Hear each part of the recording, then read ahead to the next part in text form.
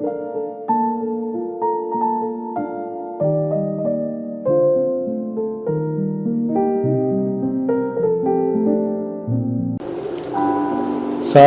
پہلی ہی ملاقات میں سالار سے بہت بے تکلف ہو گیا تھا۔ سالار کے امریکی دوست جیف نے جب سعد کو سالار کی اکیڈمک کامیابیوں کے بارے میں بتایا تو ہر ایک کی طرح سعد بھی متاثر ہوئے بغیر نہیں رہ سکا۔ سالار کو سعد کا چہرہ دیکھ کر، خاص طور پر اس کی داڑھی دیکھ کر ہمیشہ جلال کا خیال آتا۔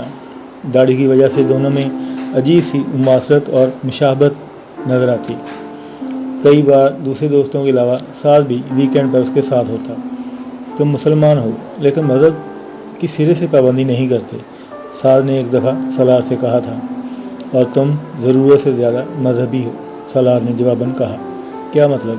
مطلب یہ کہ جس طرح تم 5 وقت کی نمازیں پڑھتے رہتے ہو اور ہر وقت اسلام کی باتیں کرتے رہتے ہو، یہ کچھ اوور ایکٹنگ ٹائپ چیز نہیں ہو جاتی؟ سالار نے بڑی صاف گوئی کے ساتھ کہا۔ تم تھکتے نہیں ہو جو ہر وقت نمازیں پڑھ کر؟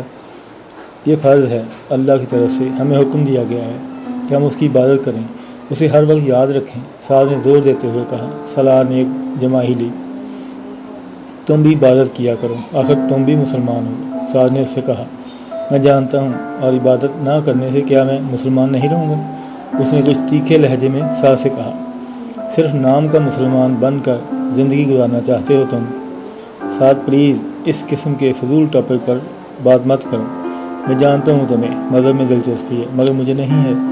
بہتر ہے ہم ایک دوسرے کی رائے اور جذبات کا خیال رکھیں اور ایک دوسرے پر کچھ ٹھونسنے کی کوشش نہ کریں۔ جیسے میں نے تم سے یہ نہیں کہا کہ تم نماز چھوڑو، اس طرح تم بھی مجھے یہ نہ کہو کہ میں نماز پڑھوں، سالار نے انتہائی صاف گوئی سے کہا۔ تو سعد خاموش ہو گیا۔ مگر کچھ دنوں بعد وہ اس کے اپارٹمنٹ پر آیا۔ سالار اس کی تواضع کے لیے کچھ لانے کے لیے کچن میں گیا تو سعد بھی اس کے پیچھے ہی آ گیا۔ اس نے باتوں کے دوران فریج کھول لیا اور اس میں موجود کھانے کی چیزوں پر نظر دوڑانے لگا۔ سالار پچھلی رات ایک فاسٹ فوڈ آؤٹ لیٹ سے اپنا پسندیدہ برگر لے کر آیا تھا، وہ فریج میں پڑا تھا۔ سعد نے اسے نکال لیا۔ اسے رکھ دو، یہ تم نہ کھانا، سالار نے جلدی سے کہا۔ کیوں؟ سعد نے مائکرو ویو کی طرف جاتے ہوئے پوچھا۔ اس میں پورک سور کا گوشت ہے، سالار نے لاپرواہی سے کہا۔ مذاق مت کرو، سعد ٹھٹک گیا۔ اس میں مذاق والی کون سی بات ہے؟ سالار نے حیرانگی سے کہا۔ دیکھا، سعد نے جیسے پھینکنے والے انداز میں پلیٹ شیلف پر رکھ دی۔ تم پورک کھاتے ہو؟ میں پورک نہیں کھاتا، میں صرف یہ برگر کھاتا ہوں، مجھے یہ پسند ہے، سالار نے برنر جلاتے ہوئے کہا۔ تم جانتے ہو یہ حرام ہے اسلام میں؟ ہاں، اور پھر بھی؟ اب تم پھر وہی تبلیغی بات شروع مت کر دینا۔ میں صرف پورک ہی نہیں کھاتا، ہر قسم کا گوشت کھا لیتا ہوں، سالار نے لاپرواہی سے کہا۔ وہ اب فریج کی طرف جا رہا تھا۔ مجھے یقین نہیں آ رہا، خیر اس میں ایسی بے یقینی والی بھی کیا بات ہے، یہ کھانے کے لیے ہوتا ہے۔ وہ اب فریج میں پڑے دودھ کے پیکٹ کو نکال رہا تھا۔ ہر چیز کھانے کے لیے نہیں ہوتی، ساتھ کچھ تل ملایا۔ ٹھیک ہے، تم زیادہ مذہبی نہ صحیح، مگر مسلمان تو ہو، اتنا تو تم جانتے ہوگے کہ پورک اسلام میں حرام ہے، کم از کم ایک مسلمان کے لیے۔ سالار خاموشی سے اپنے کام میں مصروف رہا۔ میرے لیے کچھ مت بنانا، میں نہیں کھاؤں گا، سعد یکدم کچن سے نکل گیا۔ کیوں؟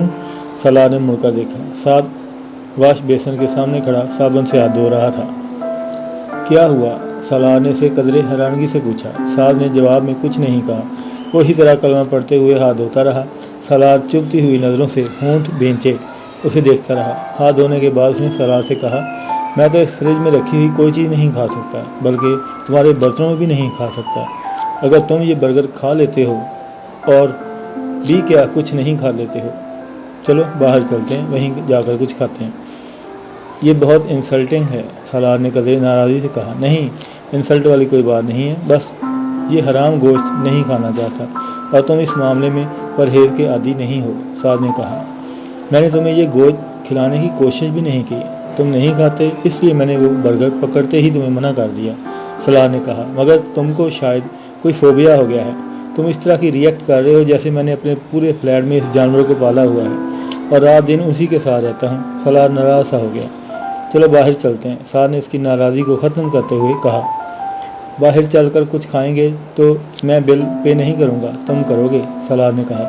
ٹھیک ہے، میں کر دوں گا، نو پرابلم، تم چلو، سعد نے اطمینان کا سانس لیتے ہوئے کہا۔ اور اگلی دفعہ تم میرے اپارٹمنٹ پر آتے ہوئے گھر سے کچھ کھانے کے لیے لے کر آنا، سالار نے قدرے طنزیہ لہجے میں کہا۔ اچھا، لے آؤں گا، سعد نے کہا۔ وہ اس ویکینڈ پر جھیل کے کنارے بیٹھا ہوا تھا۔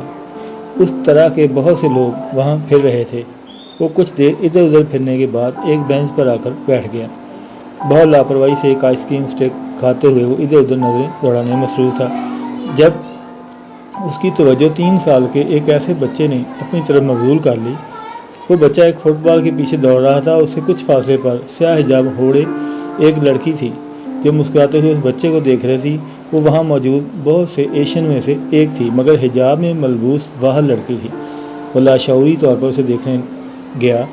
وہ بچہ فٹ بال کو پاؤں سے ٹھوکر لگاتے ہوئے آہستہ آہستہ اس بینچ کی طرف آ گیا۔ ایک اور ٹھوکر نے بال کو سیدھا سالار کی طرف بھیج دیا۔ کسی غیر ارادی عمل کے تحت سالار نے اسی طرح بیٹھے بیٹھے اپنے دائیں پاؤں سے پہنے ہوئے جاگر کی مدد سے اس بال کو روکا اور پھر پاؤں ہٹایا نہیں بلکہ اسی طرح فٹ بال کے اوپر رکھا، مگر اس بار اس کی نظر اس لڑکی کی بجائے اس بچے پر تھی جو تیز رفتاری سے اس بال کے پیچھے آ رہا تھا۔ اس کے بالکل پاس آ جانے پر وہ بجائے کچھ رک گیا۔ شاید وہ توقع کر رہا تھا کہ سالار بال اس کی طرف لڑکا دے گا، مگر سالار اسی طرح فٹ بال پر ایک پاؤں رکھے ہاتھ سے آئس کریم کھاتے ہوئے دور کھڑی اس لڑکی کو دیکھتا رہا۔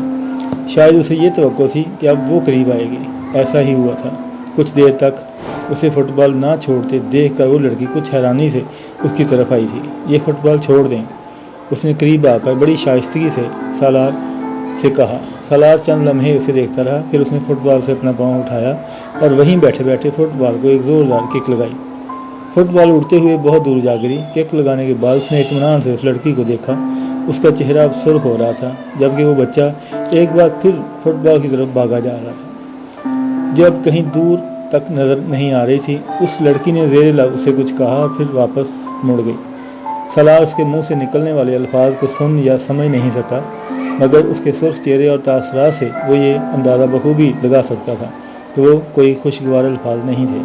اسے اپنی حرکت پر شرمندگی بھی نہیں ہوئی تھی، مگر وہ جلد ہی یہ اندازہ کرنے میں کامیاب ہوا کہ اس نے یہ حرکت کیوں کی۔ وہ لڑکی امامہ سے مشابہت رکھتی تھی۔ وہ لمبے سے سیاہ کوٹ میں سیاہ حجاب اوڑھے ہوئے تھی، دراز قد اور دبلی پتلی تھی، بالکل امامہ کی طرح۔ اس کے سفید رنگت اور سیاہ آنکھیں بھی امامہ جیسی محسوس ہو رہی تھیں۔ امامہ بہت لمبی چوڑی چادر میں خود کو چھپائے رکھتی تھی۔ وہ حجاب نہیں لیتی تھی، مگر اس کے باوجود اس لڑکی کو دیکھتے ہی اس کا خیال آیا تھا۔ وہ لاشعوری طور پر اس نے وہ کیا جو وہ لڑکی چاہتی تھی۔ شاید کسی حد تک یہ تسکین ہوئی تھی کہ اس نے امامہ سے بات نہیں کی، مگر وہ امامہ نہیں تھی۔ آخر کیا ہو رہا ہے مجھے؟ اس طرح تو اس نے حیران ہوتے ہوئے سوچا۔ وہ جیب میں سے ایک سگریٹ نکال کر سلگانے لگا۔ سگریٹ کی کش لیتے ہوئے وہ ایک بار پھر اس لڑکی کو دیکھنے لگا جو اپنے بچے کو فٹ بال کے ساتھ کھیل کر دیکھ کر مسکرا رہی تھی۔ سالار اسے دیکھ رہا تھا اور وہ اس کے علاوہ ہر شے سے بے نیاز نظر آ رہا تھا۔